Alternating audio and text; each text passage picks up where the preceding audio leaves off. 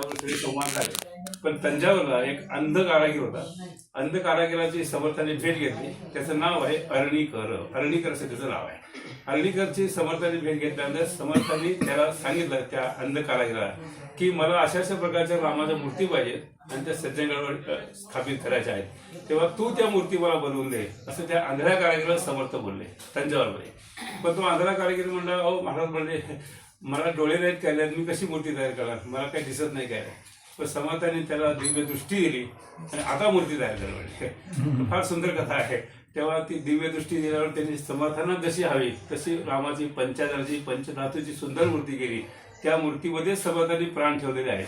तेव्हा त्या मूर्तीचं दर्शन करताना आपल्याला समर्थांचे दर्शन होतं असा आपला भाव आहे. तेव्हा त्या आंधळ्या कारागिरांनी मूर्ती बनवल्यानंतर समर्थांना त्या आवडल्या. मग पंचमीला त्या मूर्ती इथं आल्या, 4 दिवस पूजा केली. मग शेवटी 9मीला समर्थांनी त्या मूर्तीमध्ये आपले प्राण स्थिर ठेवले आणि समर्थांचं निर्याण झालं असं आहे. तर त्या आंधळ्या कारागिरांनी ह्या मूर्ती तयार केल्या, त्याचं नाव अरणीकर आहे. आणि मग मूर्ती तयार केल्यानंतर त्या आंधळ्या कारागिरांनी दर्शन झालंच की रामाचं. समर्थ शेजारीच होते. समर्थांच्या कृपेने त्याला रामाचं दर्शन झालं. मग समर्थ म्हणाले, आता तुला काय पाहिजे माग म्हणले त्या आंधळ्या कारागिराला. त्यांनी काय मागावं हे मोठं गमतीशीर आहे. तो म्हणलं, महाराज म्हणलं, तुम्ही दिव्य दृष्टी दिली म्हणून ही मूर्ती मी करू शकतो, मी काय करणार म्हणजे माझ्याकडे काही ताकद नाही. पण रामाची कृपा आणि तुमच्या कृपेने मी मूर्ती तयार केली.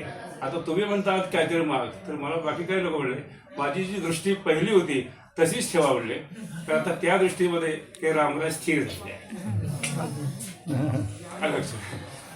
तर ज्या दृष्टीने आपण रामाचं दर्शन करतो ती दृष्टी खरोखर धन्य आहे, दिव्य आहे. ते त्याला दिव्य दृष्टी म्हणतात.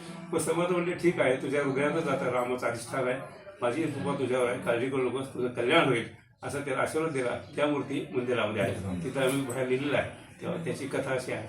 बऱ्याच कथा भरपूर आहेत सज्जनगडाच्या सगळ्या.